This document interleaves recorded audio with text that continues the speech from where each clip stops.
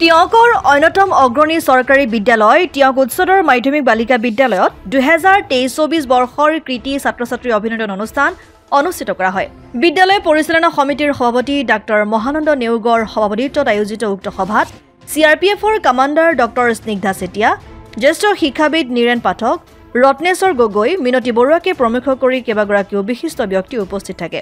উচ্চ মাধ্যমিকৰ 35 গৰাকী আৰু উচ্চতৰ মাধ্যমিকৰ কলা শাখাৰ 55 গৰাকী আৰু বিজ্ঞান শাখাৰ 9 গৰাকীকে ধৰি মুঠ 99 গৰাকী ছাত্ৰীক আনুষ্ঠানিকভাৱে সম্বৰ্ধনা জনোৱা হয়। বিদ্যালয়ৰ প্ৰতিষ্ঠাপক প্ৰধান শিক্ষক তথা কেইবাগৰাকীও অৱসৰপ্ৰাপ্ত অধ্যক্ষ, শিক্ষকৰ সোঁৱৰণি ন্যাস বঁটা তথা কেইবাগৰাকীও বৰ্তমান বিদ্যালয়ত কৰ্মৰত শিক্ষকে পিতৃ-মাতৃৰ সোঁৱৰণত আগবঢ়োৱা বিভিন্ন শিতানৰ বঁটাসমূহ বিতৰণ কৰা হয়। উক্ত অনুষ্ঠানতে বিদ্যালয়ৰ নৱম শ্ৰেণীৰ ছাত্ৰী কস্তুৰী গোস্বামীৰ এখন গল্প পুথি আনুষ্ঠানিকভাৱে উন্মোচন কৰা হয়, যি সকলোৰে বাবে অতি আনন্দৰ বিষয় বুলি অভিহিত কৰে বিদ্যালয়ৰ অধ্যক্ষ ৰাজু কুমাৰ শইকীয়াই। এনেকুৱা 23-24 বৰ্ষৰ যিটো 24 বৰ্ষৰ ৰিজাল্ট দিছিল হায়াৰ ছেকেণ্ডেৰী আৰু মেট্ৰিকত যিসকল ছাত্ৰী উজ্বলি উঠিছিল তেওঁলোকক আমি বিশেষভাৱে অভিনন্দন জনাইছিলোঁ।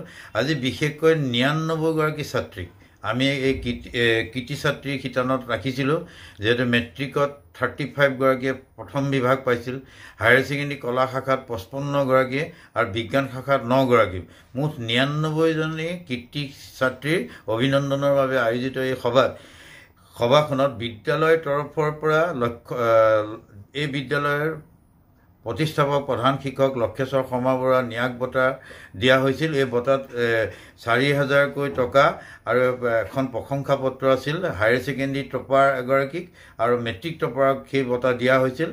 আমাৰ এই অনুষ্ঠানত ছাত্ৰীসকলক উৎসাহিত কৰিবলৈ আগৰ পৰাই এই বিদ্যালয়ৰ প্ৰাক্তন অধ্যক্ষ, প্ৰাক্তন প্ৰধান শিক্ষক তেখেতলোকৰ নামত বিদ্যালয়ৰ শিক্ষক বা তেওঁলোকৰ পৰিয়ালবৰ্গই বঁটা দি আহিছে, সেই বঁটাও দিয়া হৈছিল।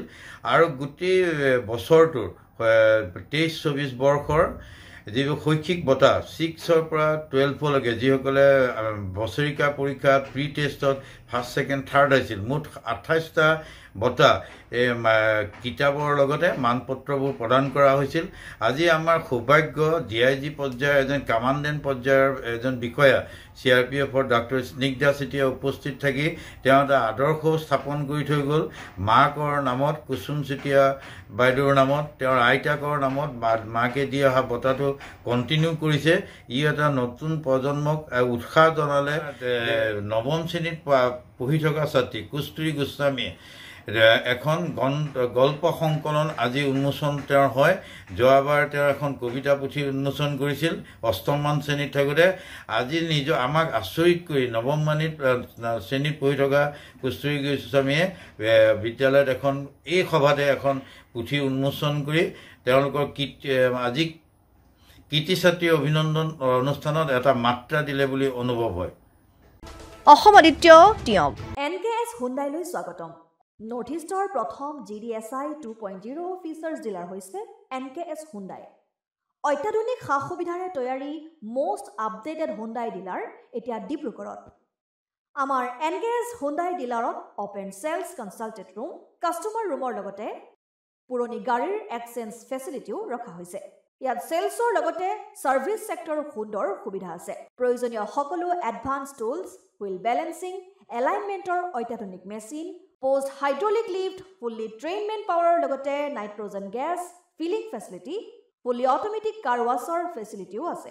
লগতে NKS হুণ্ডাই ডিলাৰে কাষ্টমাৰসকলৰ সুবিধাৰ্থে মোবাইল ছাৰ্ভিচ ভেনৰো ব্যৱস্থা ৰাখিছে, য'ত হাইড্ৰলিক লিফ্ট, ৱাছিং facility, wheel balancing, tyre pressure check কৰাৰ লগতে বহুখিনি সুবিধাই উপলব্ধ আছে। NKS হুণ্ডাইলৈ আহক আৰু সুবিধাসমূহ গ্ৰহণ কৰক।